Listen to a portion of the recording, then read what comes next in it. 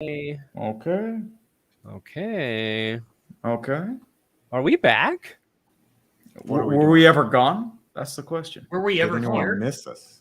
I don't think, to be honest, like, are we even a state of being, or are we just a fiction of our own imaginations? Were we ever we?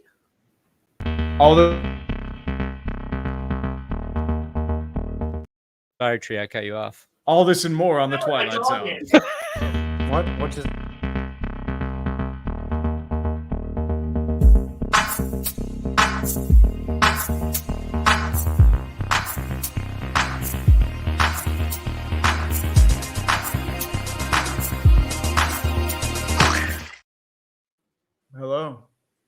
Hello, everyone. We are back after how many weeks did we take? A 2-week hiatus?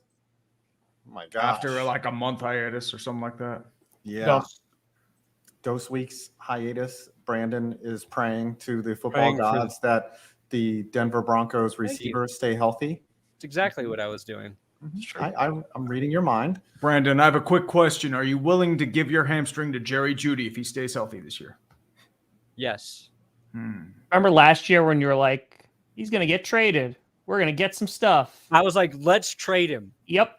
How the he's not very good. And then all of a sudden, he was great again.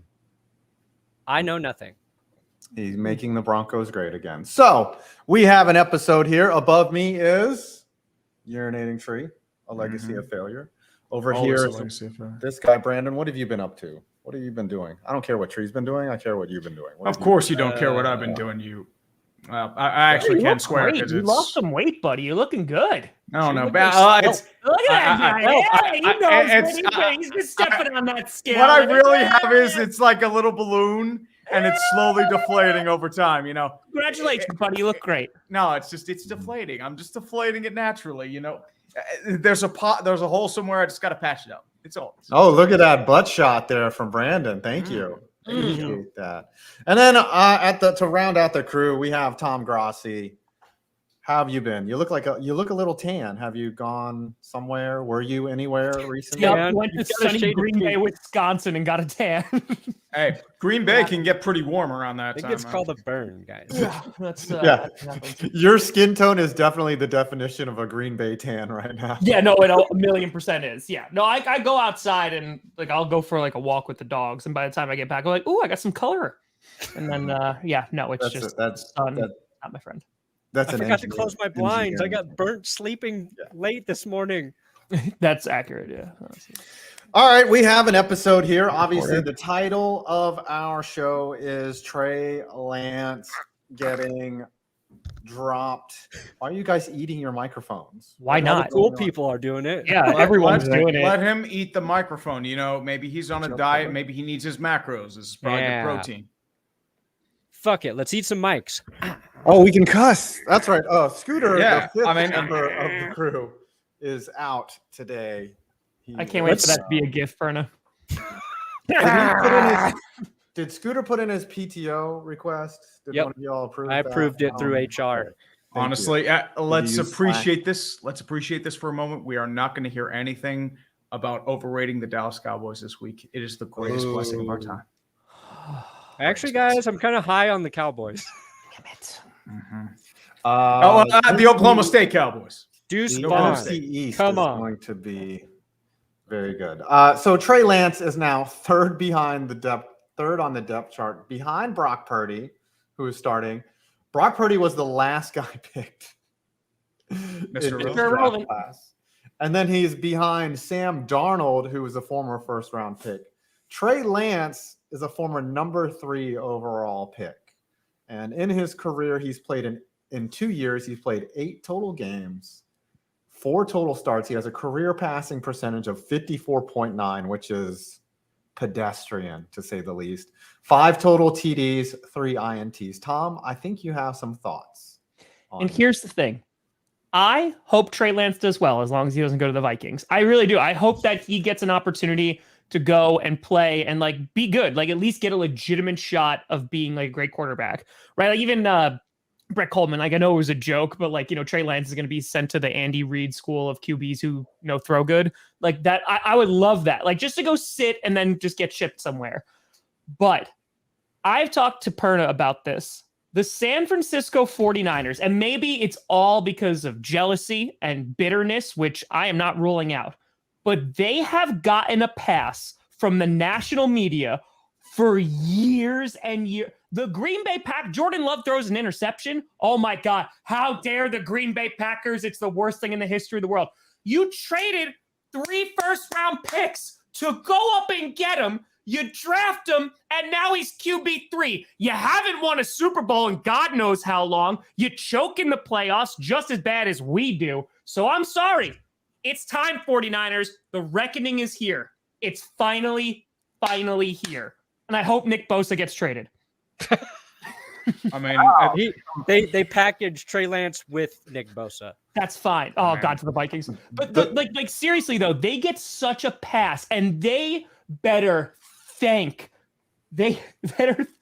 Brock Purdy every single day that they lucked, and it is luck, that they lucked into the last pick of the draft and turned out he could be a starting QB. Because if they didn't have him and they're starting Sam Darnold week 1, oh boy, I would have been even more ruthless. But legitimately, this is such and I'm not even talking about Lance, this trade is so bad for the 49ers that no matter what they recoup, because they ain't getting a first-round pick back, what highest they're getting? Maybe a third, and that's a maybe fourth. That's where I was probably going around. Dude, like, this is bad. And if they didn't have Brock Purdy, like, they would have been set back for a long, long time. And they might still. We have to see, how Purdy recovers from his injury. The sad thing is, too, we don't even know what Trey Lance is. Everyone's saying, like, oh, Trey Lance didn't do well last year. No crap, because he played the Chicago Bears in an extremely rained-out game where you couldn't predict what a QB could be. He was used as a running back in his rookie year where he didn't really throw much. Week 2, he gets injured, busts his leg because Kyle Shanahan tries to use him as a running back.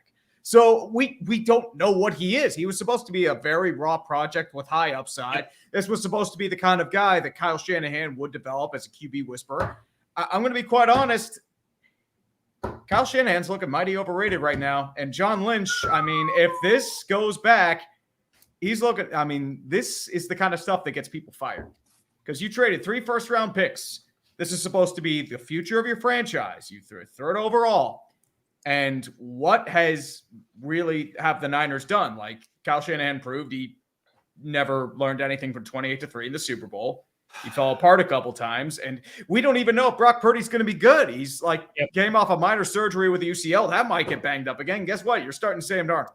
Now, look, on the flip side, okay, I will play devil's advocates because nobody's taking up for the 49ers. Tom is just running in here shooting bullets like he's Yosemite Sam right at the 49ers. He's just rooting, tooting, shooting. They played in the NFC Championship game last year, and Brock Purdy didn't even have an arm. Like, they made it far. Like, I don't think they're honestly affected by Trey Lance. He wasn't there last year. Oh, yes, they did lose all that draft capital, and it could hit them. But they made a deep run last year. They made a deep run out of spite. They had a chorus around him. Look at the talent they have on their roster. They had Christian McCaffrey. They have a bunch of different running backs. Kyle Juszczyk, the best fullback in the league. George Kittle, generational talent at tight end. You could honestly argue Deebo Samuel, who's looking like a special wide Their receiver. offensive lines, like they have Trent Williams, like they're Bosa, great. You have Fred Warner, probably the best middle linebacker in football right now. Noah Hufanga, Troy Polamalu Jr.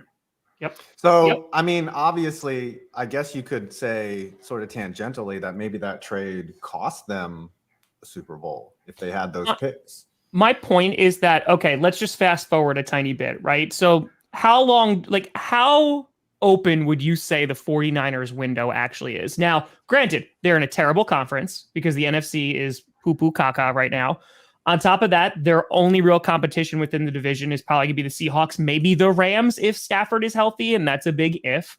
So at this point, they can get to the playoffs. I have no doubt about that, regardless of who's behind center. It's do they have enough to get over the top? Because the argument that we have to keep looking at is whatever NFC team makes it to the Super Bowl, they're going to have to go through the AFC team who has gone through a gauntlet whether it's Joe Burrow, whether it's Patrick Mahomes, whether it's Lamar Jackson, whether it's Josh Allen, whether it's Aaron Rodgers. Like, they will have been so battle tested.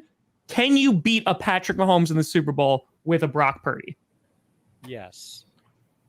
And I know it's not QB versus QB. I don't mean to simplify it that way. What I'm saying is that in those big moments, like when the 49ers were up by 10 and Jimmy Garoppolo's overthrowing his receiver in the Super Bowl, like that sometimes is the difference, especially against Patrick Mahomes. I think like the one thing Brock Purdy showed last year was the ability to come in and command an offense right away, which is rare for rookie quarterbacks, and even more rare for a guy taken in the 7th round.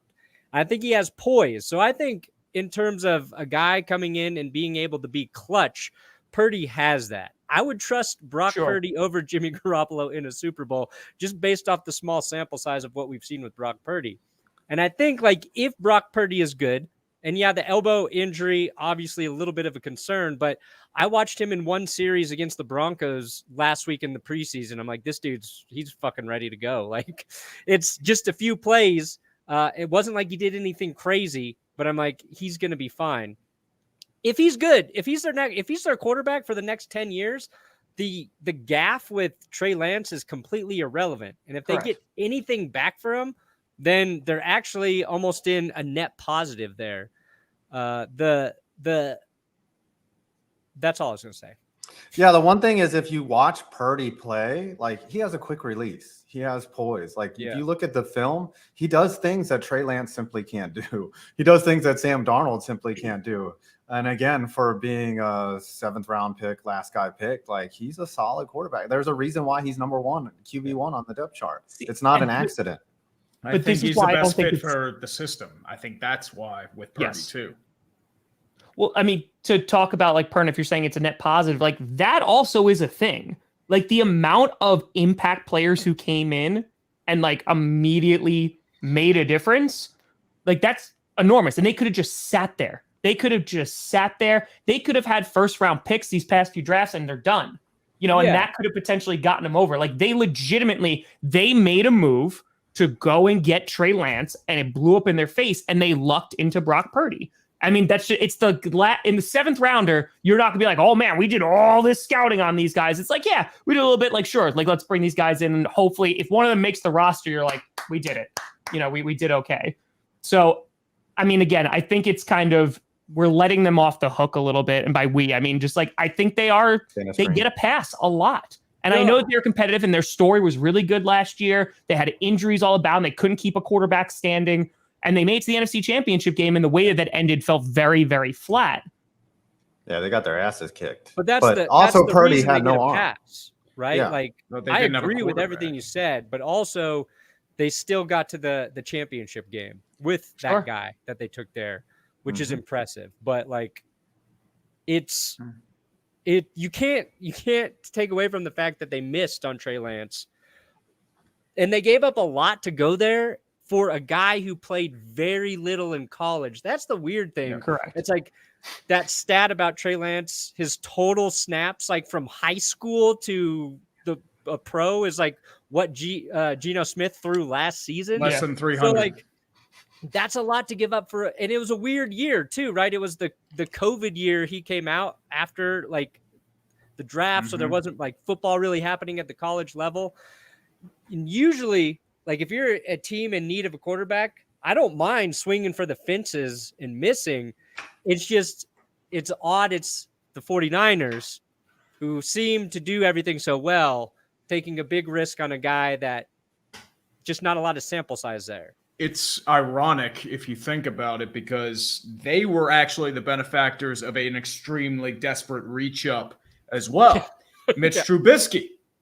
And they got Fred Warner, and they traded the pick that became Alvin Kamara out of it. And it was arguably the worst draft day trade of recent history until this one, if Trey Lance doesn't go anywhere. But you have to remember, guess who they picked after their selection? They had a lot of defensive talent come up there too. They picked Solomon Thomas, who does nothing. He was in a logjam. Now he's in LA. Yeah, he went to the Raiders, I think, and he's more or less a fringe guy or like a spot starter. He hasn't become much at all, which has me wonder, is there an issue with their talent assessment, or is it just something in terms of their player development? Because once again, we don't know what Trey Lance is. That's the problem. That's the other question is like, did he get a fair shot, right? But here's the thing. He would have had a shot, but he got injured. Jordan Love's starting, though. Like, that's the big difference here. He's QB3. It's not even like, oh, you'll back up Purdy and, maybe you'll get a check. You're QB3, and they're talking about shipping him off. So it seems like the 49ers we're way past that point of like, oh, let's see what the kid's got in them and give him a little bit more time to develop. All right. That's the question is like, did he actually get a fair shot? Because I think he started 2 games and then Jimmy Garoppolo, he was not that good. And then Jimmy Garoppolo came in and they made a deep run. And you have to remember that first game was that heavy rainstorm against Chicago, which neutralized any offense whatsoever. So you can't judge a quarterback off that. Either side. The Saints should win their division. I think that's what everyone. I just don't think anyone cares about the NFC South. I'm going to be quite honest. I think the Falcons have a good shot of winning that division. Ooh. No, fight me. I legitimately think they have the best shot because if you look at their offense, one of the best offensive lines in that division, they've really overhauled their defense. If Desmond Ridder becomes anything competent, last year they should have won 9 or 10 games, but they kept blowing games in the final seconds of regulation. They were leading the division at some point. Yeah, they were. They were close to leading the division multiple times. All right, switching gears a little bit. Who are some comparable busts? Okay, if Trey Lance, 50 bomb. Ready for the kitty. Appreciate you, Ty. So if Trey Lance never ends up developing, right? Who are some comparable, or even in his current state, who is someone that you can compare to him and be like, oh wow, you were traded for, you had a lot of Paxton potential, Lynch, baby, Paxton Lynch. Worst case scenario would be Josh Rosen. Because they remember the Cardinals did trade up for him. Oh, they did. You're right. They traded, I think, a mid-round pick and I think 2 mid-round picks to get him. And then he was just like a mess his rookie year. And I don't know how much of that was him and how much was just the mess of a system and team that the Cardinals were that year. They abandoned him in a year. And at this rate, I couldn't tell, but that's worst case scenario. But in terms of what he is now, I'm trying to think who really is Zach Wilson, but Zach Wilson's had more reps. Yeah. And you have Rodgers talking about Wilson too. He's just like, and he's probably just talking, but he's just like, I'll play for a couple years and then Zach Wilson will take over after learning from me and you'll have 15 to 18 years of good QB play, which again, it's just, it's whatever. It's garbage. It means nothing. But the Jets are still holding on to him. And I think when we talk about the 49ers, we talk about how good the coaching is. We talk about the skill set, like the skill players that are around them, the offensive line, that you could bring in a Sam Darnold, put him behind center, and he's going to do well, right? Because the team that's supporting around him, I think it speaks volumes that Trey Lance is not even being given that same opportunity because they must really not like him. Like they have to. Part of me feels like that Shanahan's setting up Lance to fail, and especially in a lot of the first week of the preseason, there weren't many open routes in most of those sacks. So it seems like he's lost in figuring out what to do. And it's like, okay, go out and swim, kid. That's what it feels like to me. I might be wrong, but that's the kind of vibe I'm getting. Yeah, but you also don't know how bad he's been in practice. And we don't know that. He could be just complete ass in practice, and that's a lot where assessment comes down to. I kind of wish Kyle Shanahan would just say that. Be like, look, we love Trey, but he's been ass in practice. Yeah, he's been practice ass. Trey Lance makes a really good bean casserole. Yeah, I think a player that is comparable to him might be Mitch Trubisky. Just traded up for him. They somehow gave up more for Trey Lance than Mitch Trubisky, and Trubisky played. Yeah, Trubisky played. Trubisky has backup upside, but still, it was a bad trade. I didn't like him coming out of college because he had limited experience too. I think he didn't really show me much in North Carolina, but still, it's once again, he had more of a chance to show what he was at the NFL than Lance. The two things that are weird are the two things. One thing is weird is if the 49ers are going to try and trade him, right? And those are the rumors right now. Like they're trying to trade him. Like if you're San Francisco, wouldn't you have just kept him at number 2 on the depth chart to have his value up? And that's be like, what I'm saying. Like he's right? that bad. Or they don't like him. No, he's not good enough to be number 2. Now we're ready to trade him. But and what everybody has said to some extent is he hasn't really gotten a chance to play. It's the 1 and a fifth of a game. He had 3 passes before he got hurt in week 2 last year. Like you need a season to start to evaluate a quarterback, a season of actually playing under center. Like I forget what GM said it, but they're like, after 12 to 14 games, you know whether a guy has it or not. It doesn't mean they're exactly where they need to be, but he just hasn't been able to put out that sample size. Yeah. All right. We did a really good job talking about Trey Lance, guys. I mean, Trey Lance, we'll see you as a Los Angeles Ram. I know they were talking about the Andy Reid school for quarterbacks who can't throw good and want to do other things good. I would say he goes to the Sean McVay school of quarterback revivals. See, if I'm the Vikings, like I would hate this because if he worked out, if you're the Vikings, you have Kirk Cousins left 1 year. You want a QB to learn, like have him go behind Kirk Cousins, because say whatever you want about Kirk Cousins, but he's going to learn 2 things. 1, he is going to learn how to be a better quarterback. And 2, he is going to be able to spend Cole's cash efficiently. So it's a win-win for him either way, whether football's in his future or not. But legit, like having no pressure, like get a 4th round pick, have a nice day, sit Trey Lance for a year and say like, okay, let's see what happens. I'm going to say one thing real quick. You're not getting Trey Lance in Minnesota. You're getting Aaron Rodgers next year. He's doing the Brett Favre cycle. Oh, Kirk Cousins, first quarterback, $6 million guaranteed in Cole's cash, sets a record. Let me just throw in the Denver Broncos for Trey Lance. Why not? We got Jared Stidham, who hasn't looked great. We'll see if he plays better in this 3rd game. But get rid of Stids. Sorry, Stids, because I'm not getting rid of DiNucci. I am not getting rid of Ben DiNucci. Give me Trey Lance back there, because if it doesn't work out with Russ Wilson, it's an option. If you're going to be honest, I don't think they the Broncos both fit the same team. profile, if you are being completely honest. Yeah. Ron Rivera.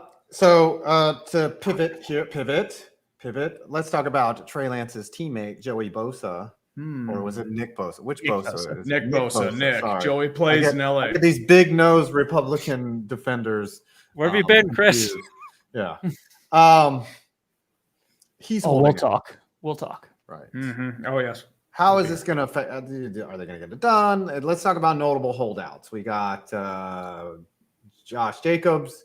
We got Bosa. We got Chris Jones. What's going on here? What's the speculation? Chris Jones, Kansas City. You might not be seeing him this year. With the vibe I'm getting, a lot of Le'Veon Bell vibes. Week 8, remember, Le'Veon said week 7, and that never happened. And how much is he making? Like 15 to 20 million? I know he wants more guaranteed money. He's going to reset the market, dude. He's going to be the highest paid edge rusher in history. Exactly. Yeah. Isn't he worth it though? Isn't he the straw that stirs the Kansas City drink? Like basically Spagnuolo can't run his system. Which about Chris Jones or Nick Bosa? I'm sorry. Jones. Okay. Jones. I'm sorry. I mean, Karlaftis is not going to be Chris Jones. Bosa wanting to get that money. No. I don't think Bosa's worth that yet. No. Oh no, I disagree. No, Bosa. Do you think he's worth the money? I guarantee. He will be the highest paid edge rusher in history. Yeah. No, Yeah. Wow. And if that happens, he ain't staying in San Francisco. They don't have the cap. I think the deal gets done. I don't think the 49ers there's no way. They've talked about that too, just like how integral he is of that team. So I don't see it. You don't see it. Okay. They're gonna pay him. So Josh Jacobs, I think the Dolphins were trying to trade for him, and then it just kind of got blocked or fell through. What's going on with that? Anyone know? I'm not sure. I think the thing is, he'll probably show up week 1 of the regular season, probably have a couple weeks of rust. That's my best guess as to what happens. Jacobs is unfortunately in kind of a rock and a hard place because there's still some decent free agent running backs out there. I mean, Dalvin Cook got snagged up, Zeke got snagged up, and unfortunately, we'll talk about this later too. Jonathan Taylor They don't is got now to pay on a the market. quarterback. So it is what I mean. Josh, I mean, you're a great runner. You're gonna have a nice future, but you might have to swallow the. Well, the Raiders also have no idea what the F they're doing. Well, so, that's like, Josh McDaniels. I mean, this guy knows all about that. Talk about like guys who should be on the hot seat. Josh McDaniels should not already he shouldn't be the coach of this football team. The only reason why Josh McDaniels is on that team is because the Raiders have all their money locked up in the Bank of America. They can't afford to fire him because they can't pay the severance. So at this point, when you're talking about the Raiders this year, I mean, you look at their franchise guys. It's Devontae Adams, Josh Jacobs, who might not come back to play for them, and Max Crosby. And that's all you got. And Devontae Adams, I love Devontae Adams, right? How many more years does he have? 3, maybe something like that. 3, maybe 4, because he's early 30s. Like, he's starting to get up there as a wide receiver. And he had a big injury too during the preseason. Yeah, he had an injury. One, his best friend is not throwing him the ball anymore. And that's what I'm saying. The Raiders don't have those superstars. They have those 2 guys. They have Josh Jacobs when he's playing. They have no identity right now. So, I mean, even if the guy Jimmy Garoppolo got brought in, and Raiders fans were like, "Oh, okay, cool." That doesn't excite anybody. They don't have their franchise quarterback, so they're just trying to figure it out. And I think be giving a ton of money to Josh Jacobs, regardless of how talented he is, and he's incredibly talented. I don't think that's really in their plans. They have no incentive to. And then you look at the running back market, which gives them even further, reason not to. Like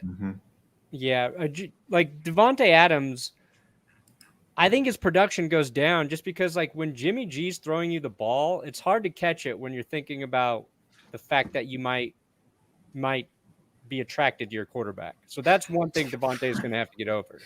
The second thing, Chris Jones' holdout versus like Nick Bosa's right now. Like, Chris Jones already signed an extension once. Like, he got paid an $80 million extension. He's made like $67 million through his career. So, like, Bosa hasn't had that yet, right? Like, he was going into his 5th year or whatever. I don't even know, but he was still on the rookie deal. He's looking for his first big payday. So, like, him being holding out and the willingness to do it right now makes sense, just the timing. And Chris Jones is going into like the final year of his deal, so it makes sense that he'd be unhappy with it. But it is surprising to me that like Chris Jones and the Chiefs have let it get this far, because the Chiefs over the last like 4 or 5 fucking years have done everything right with their front office and their players. They make everything work. Tyreek Hill left. That was big, and they still won the Super Bowl. It feels like they're just playing the same leverage with Chris Jones, even though he's really important to the defense, the same way Tyreek Hill was to their offense. They're like, we'll get by without you because our defense might give up an extra 7 points a game. We have Patrick Mahomes and Travis Kelce, and they still just scored 30 points to your 22. We don't care. I think it's also funny because like the 49ers and Chiefs both did similar things. They didn't trade up, but like they go out and they get Clyde Edwards-Helaire like to be like their franchise running back. And then they stumble into Isaiah Pacheco in the 7th round, who is phenomenal. Right. So like they have the opposite problem, except the 49ers just did it and they traded a ton and it was with a QB. So yeah, I agree with Perna, because at that point, if they hit on like anybody in that draft, they're like, oh, this is great. Like, we're cool. We can win with Sky Moore, MVS, Juju Smith-Schuster. We're fine. They're like, we'll just put Creed Humphrey on defense. Yeah, that's fine. He'll be defensive line. He can do everything. Yeah. Suck it. They're like the Patriots when they pulled all the right levers, putting Troy Brown at safety and all that crap, or a cornerback. Like they're hitting on everything that they do, and sometimes that luck runs out. But you don't know when. Well, that happened with Rob Gronkowski in safety, if you remember the Miami Miracle. Yes. Speaking of bad luck, Broncos wideouts. Oh my God, yes. Where was he last year? That's what we're talking about. It's time to put Brandon Perna on center stage. The Broncos wideouts cannot stay healthy. Latest drama involving Jerry Jeudy. Brandon, set it up for us. Jeudy. Hamstring. He pulled his hamstring today at practice. It was a good couple hours. We didn't know the extent Of the strain, Ian Rappaport, Jerry Jeudy expected to miss several weeks with a moderate hamstring injury. That puts his status for week 1 in question, but there's optimism. It's nothing long-term for one of Denver's weapons. So that is not bad news. Honestly, you're lucky it's not a season ender like it was for Tim Patrick, and it may be KJ Hamler. I'll say this about hamstring injuries. If there's one position group you do not want hamstring injuries to happen to, it's receivers. Like, it affects them more than any other position. Even when they play through it, they lose explosiveness, they lose their burst. So he might be, quote, ready week 1, and ready in NFL doctors' terms doesn't mean he is healed, does not mean he's 100%. So I would prefer he miss maybe the first 2 weeks of the season until that hamstring's 100% ready to go. But yeah, shit's getting bleak there because he tweaks his hamstring. I don't know if it's a strain, a pull, a mild, I don't know what it is. Tim Patrick's gone. They lost Jalen Virgil last preseason game, who just made the best play of his career. KJ Hamler, he has a heart condition, released after a heart thing. I think there's a chance he could be back. So a lot of pressure is going to be coming in on Marvin Mims, the rookie. He might be starting as wide receiver 2 week 1 opposite Cortland Sutton now. So don't know. Yeah. The only thing I will say too, AJ Green. Remember him in 2019? He had a hamstring issue. It was supposed to be a couple weeks. He's out for the entire year because it never really healed properly. Yeah. I don't think he was ever really the same after that injury, if I remember correctly. No, they're not good injuries for wide receivers. Mm-hmm. Well, hamstrings are just finicky muscles in general. They hold like your leg to your butt, so kind of need that. Yeah, kind of like your hand, and they hold like silly putty. If you think about it, it breaks real easily. Yeah. Did you guys see Kevin Hart in a wheelchair after running? Yes, he tried to outrun. Who did he try to race? Stephon Ridley, the former running back. Mm-hmm. He's like, I pulled my abductor, I ripped them. He's like, I don't know what I did, but I can't walk. Yeah. Speaking of the Cardinals, fire sale. Yeah. Yes. And like, I want to be very clear too, because I think it's very easy to crap on the Cardinals, and don't worry, I will. But like, Isaiah Simmons just has not worked out. If it's like kind of fitting what we're talking about right now, the draft is such a freaking crapshoot, man. You look at Jeff Okudah, right? 3rd overall. He got shipped off. Trey Lance didn't work. 3rd overall. Freaking Isaiah Simmons, 8th overall. Like, they are just, it's rough. It is rough. So they get a 7th round pick from the Giants over here.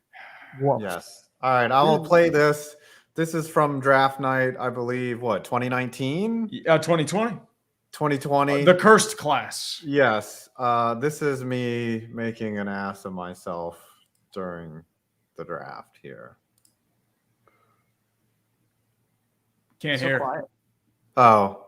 Honestly, it's best that we don't hear because it's just you running your mouth about stupid crap. You don't get to hear that? That doesn't show up? You kind of hear you don't know who Isaiah Simmons is.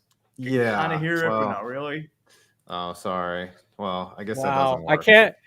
I can't believe how funny it is that you failed on trying to play your failure. So 5. Since we now know who Isaiah Simmons is, how do you feel about this trade for your New York G-Men? I love it. I love linebackers. We signed another one free agent the other day. I don't even remember his name, but yeah, you're getting a 1st round pick from a couple of years ago that might have not been that productive, but fits Wink Martindale's scheme. And a lot of people, and you got him for practically nothing. 7th rounder? Come on, like, just scrap. So should be fine. Now we have both Isaiah Simmons and Andrew Thomas, who actually turned out to be a great left tackle, who I panned that pick very hard, but he ends up because you wanted Mekhi Becton. I did want Mekhi Becton, who I was also wrong about. So I was wrong all the way in that draft. I don't know what hashish I was smoking that day, but it must have been really good because I was. Yeah, that's every day for you, though, man. That's every day. I don't smoke every day. Oh, dude, that's every day for you. Come on. I whack off every day. I just don't smoke every day. That's what happens. All right. But the Cardinals, so yeah, they traded him. They just traded one of their offensive linemen as well. Josh Jones. Yeah, Josh Jones. I mean, the Cardinals are we've been talking about, they're in a weird place. I think that they are currently the favorite to be the worst team in the league next year. I think that there's not too much controversy with that, but they're going to be in a weird spot because Kyler Murray is going to come back at some point this season, hopefully. And then it's like, okay, how good are you? You have a new GM, you have a new head coach. Do you go in a new direction, even though you just gave Kyler Murray a ton of guaranteed money? And if you're sitting there at number 1 and Caleb Williams is there, which he was like, I don't know if I'm going to declare yet. We'll just see what team is number 1 overall. But it depends. If we've learned anything in the NFL, though, everything can be undone, right? You're not albatross to some guy. You can just cut him.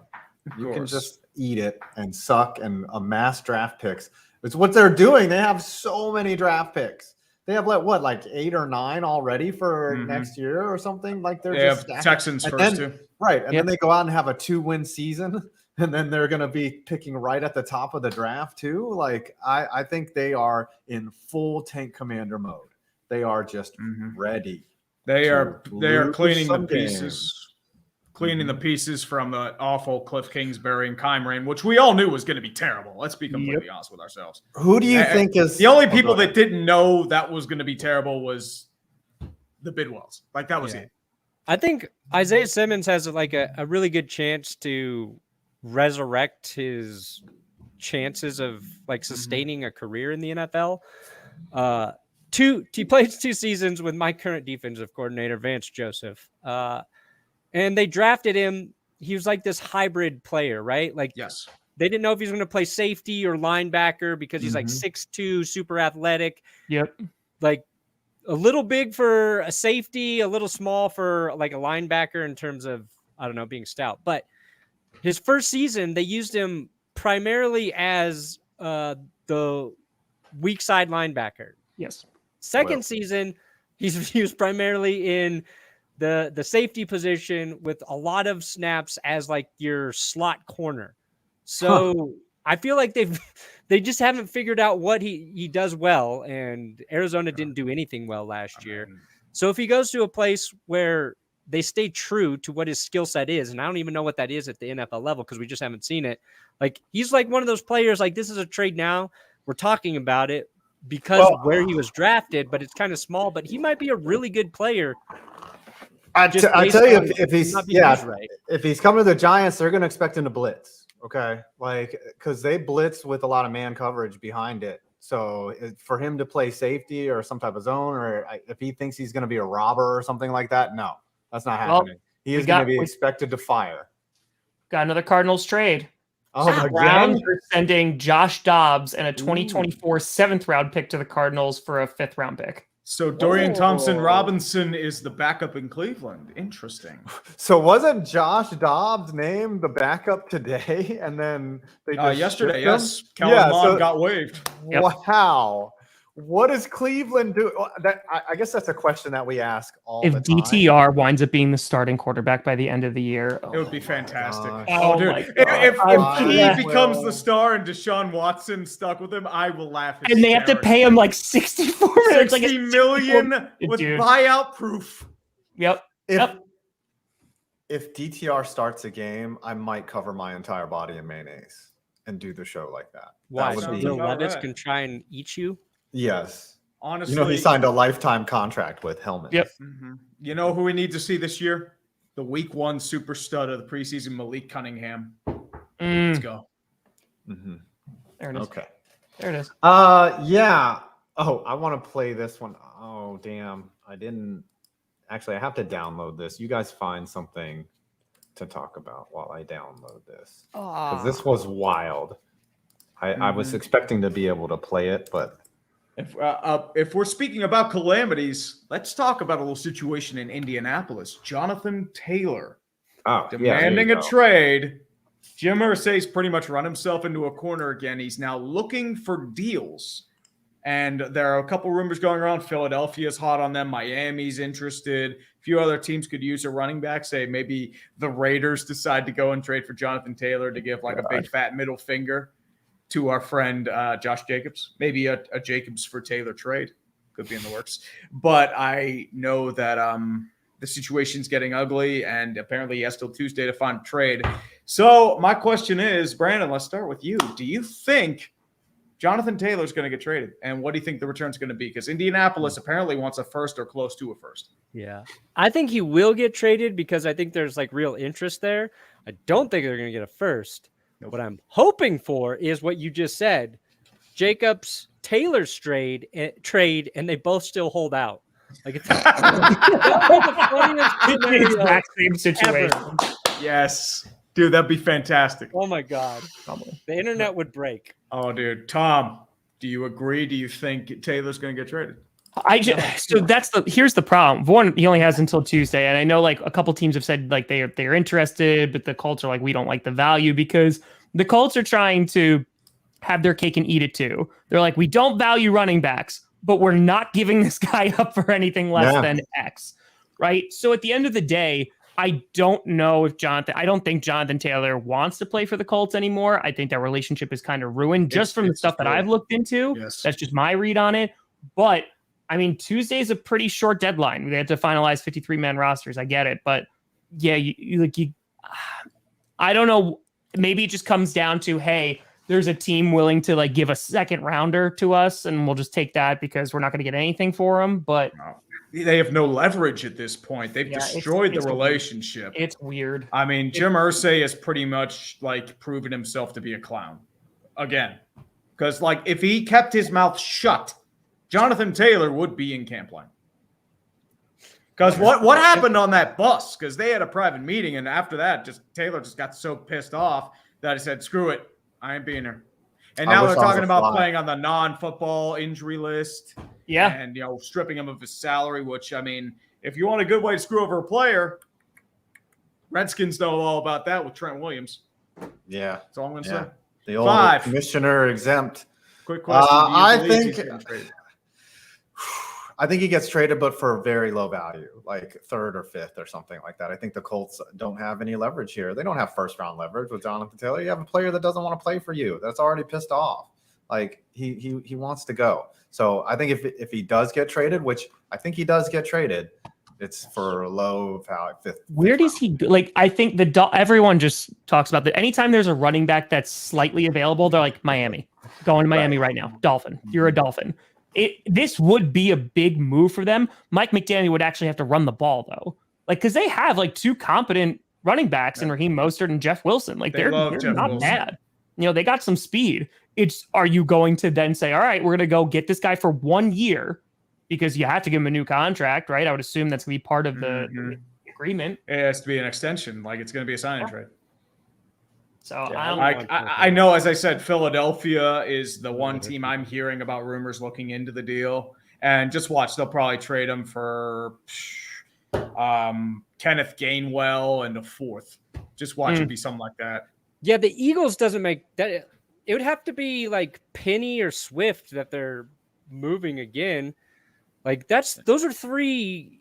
That's just too many backs. There's too many running backs there. Honestly. Dude, if you're Denver in the 2000s, you're salivating at that because you can flip them every single time and have that O-line pound holes for him. Pound holes. That's what I like. I mean, I don't know if there's any merit to this, but like they're talking about Jonathan Taylor here in Denver. I mean, with him and Javonte Williams, it's on the radio here, so somebody's thinking about it somewhere. It's always on the radio. Always. I'd take him in Pittsburgh if they didn't have Jalen Warren and Najee. Yeah, Warren. I mean, honestly, I'd rather have Taylor over Najee. That's just me. Right, but that's I got nothing against Jonathan Taylor is those two backs in one, right? Like he can ground and pound. He has the big playability, and he's great at catching passes out of the backfield. Talk about the Bears too. Like the Bears, I mean, because they got like Khalil Herbert and stuff, but I mean that wouldn't be Jonathan Taylor. They have the cap room, like they could. I feel like they'd be better off trying to get a Bosa or a Chris Jones. I feel like they're not getting either of those guys. Though. No. I know, but as I'm saying, they have the cap to pull it off. It's crazy how high the expectations are for the Bears this year, and they are so unwarranted. I mean, completely unwarranted. I'm trying to play like devil's advocate here. This is the first time that the Bears have had a quarterback since the Great Depression. So I understand their mentality, but Fields hasn't proven he can throw accurately yet. Yeah. Like, let's pump the brakes. Let him play in the season. If it works out, great. You have a quarterback. If not, I mean, you have a quarterback who is an electric runner but has issues throwing the ball accurately. Mm-hmm. We'll see.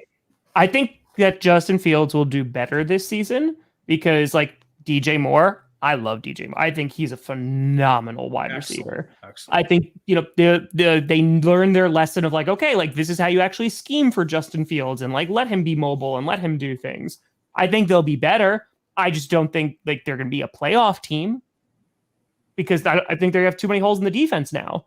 That's because they shipped a lot of guys off. And like I said, their record will be better than the worst in football that it was last year. But yeah, like I see them kind of as like this weird, like middle of the road team this year, and then we'll see what they do after that. Yeah, and that's better. Yeah, like you said, that's an improvement on last year. But yeah, all these expectations coming out are to me unwarranted.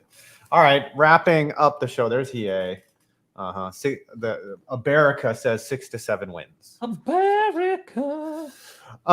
Jerry Jones had some wild comments about Sam Williams today, who was caught speeding again. Now, this was his second time getting caught speeding. To give you a little context, and let's. After he drives 100 miles an hour and has a wreck, in this, I mean, how do you conjugate all of it? How do you balance those things? Well, first of all, I'm saying that he is, which is more often the case than not. This sounds a little hollow, but he does and is maturing. And he is.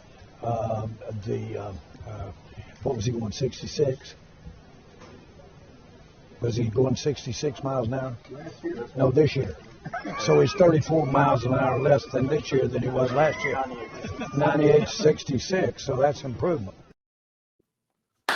Does Jerry Jones just not give a fuck anymore? He's like speeding? I had Michael Irvin doing cocaine and stabbing people with scissors. I do not care about speeding. I feel like Jerry, and maybe I'm off base here. I feel like Jerry Jones, for a lot of players, goes to bat for them a lot. Oh, yeah. Like, if he likes you, he's like, yeah, no. Like, even just being in Dallas for a little bit and hearing how they talk about Dak. And listen, Dak is a good quarterback. He has his faults. We don't know if he's like the guy. But good God, man, like the way that organization talks about him, they're just like, nope, he's this amazing part of the community. Like, he's a staple. He's our guy. Like, even Zeke, like, we knew how many years back we were like, Zeke should not have gotten that contract. Like, there's no way. Like, and like, he stuck by him. Like, Jerry, if he likes you, like, he sticks with his players. Yeah, he seems like the kind of Jerry. Yeah, he's like the kind of boss that you still talk about. It's like, yeah, that guy had my back, man. Like, yeah. If he likes you, for sure. Of course. And if you can play the football, Jerry loves you. Yeah, Jerry loves you. He would legitimately, if you turn around and you're like, how much does a Super Bowl cost this year? And they were like, $10 billion. He'd pay it. Mm-hmm. Like, he legitimately wants a Super Bowl that badly that he's just like, I don't care. Like, whatever it takes. Yep. Like, sure. If he loves you, you could literally kill several people. Jerry Jones will not only pay you your bail, he will give you an entire boatload of people for you to kill. He's like, how many victims this year? 2. Well, it was 3 last year, so that's 1 less. Honestly, you were charged with first-degree murder before. Now it's third-degree murder. You are maturing. The temperature's going down. Yeah. You did not have intent. Right. You only, it was a double homicide. A single. All right, and then also here to wrap up the show as we get to the punishment and the countdown. CeeDee Lamb was made a video here about in camp. Let's see this one. Everybody do me a favor and pass the message. Deuce, stop leaving your cleats and your gloves in the locker room. This is not your home. All right. Yeah, funny I don't get the joke. Those look like regular size shoes to me. I know they do, buddy. I know they do. Someday you'll hit that growth. What's so funny about that? There's no. It's just you're a little shoes on the table. It's funny. Everybody do me a favor and pass the message. Deuce, stop leaving your cleats and your gloves in the locker room. This is not your home. Yeah, I don't get it. Well, I mean, I get you were a member of the Munchkins from The Wizard of Oz, but I understand maybe it's a tough subject for you, but you have to learn to let it go, dude. Isn't the new Snow White movie? There's like only one dwarf. They look like a bunch of Starbucks baristas. Yeah, like they couldn't. Didn't even see. No. Yeah, it's because the little people, like, I guess it's offensive now to have 7 dwarves. You can only have like 1 dwarf, right? I don't know. It's 2020. Countdown. All right, can we do the countdown? Yeah. Somewhat coherent show. That's right, baby. Is it really coherent? Yeah. Not really. 1 in 19, 19, 17, 16, 15, 4. We did it without 5 people. There were only 4. Yep, I just find the number 4 with the word 4. So I think they're both numbers. Well, that's fine. Good job, Tom. It was good. $33.99. Thank you. Brandon. 90-60. Ooh, 73.98. Tom. Yep, I got my ass kicked. $244.05. Got it. Honestly, I'm happy I lose this. Let's go. What do we got? Should you have to go to the Fire Festival too? That's a little pricier. I mean, unless he does it for charity. That's the only thing I'm thinking. I think When are they? Did they just announce that it's happening, or did they announce? I think so. That might be something that people actually go to now because it's so like. Oh, it's a meme. I mean, Yeah, they just want the experience of just sitting around doing nothing. Yeah. Like, well, the show's over, Jesse. So honestly, Jesse, you're doing a good thing, buddy. He's like, I'm done. Let's think of a punishment for Tom. Shave his balls. I don't know. Manscape that? No.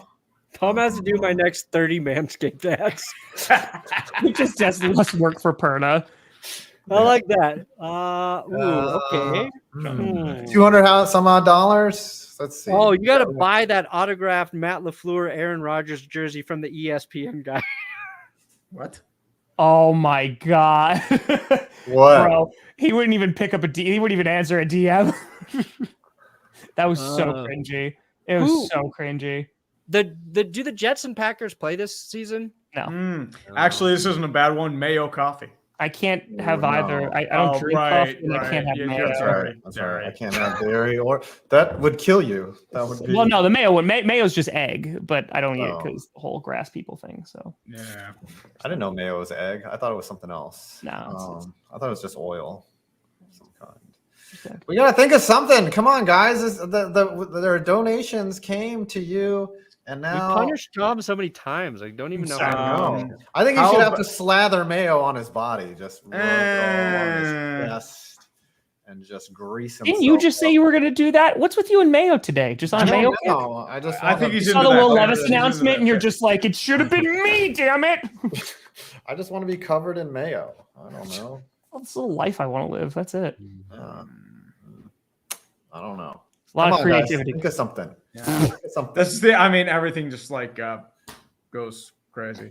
This is going well. Yes, very, very well. You have to adopt a cat. I have 2. You have to adopt an orange cat and. I used to have orange kitties. Kitty goes in a baseball game, maybe. Brewers game. Ooh. Like you have to go to the Brewers. You have to go to. Brewers are actually doing well this year. Yeah. Wouldn't know. I'm trying to think what. Dress as Deuce Vaughn. Maybe a promotional video about the Chicago Bears. Ooh, Bears hype video. I could do a Bears hype video. That's fine. All right, a Bears hype video, but like kind of semi-slanderous. You know what I mean? Like, I'll take care of it.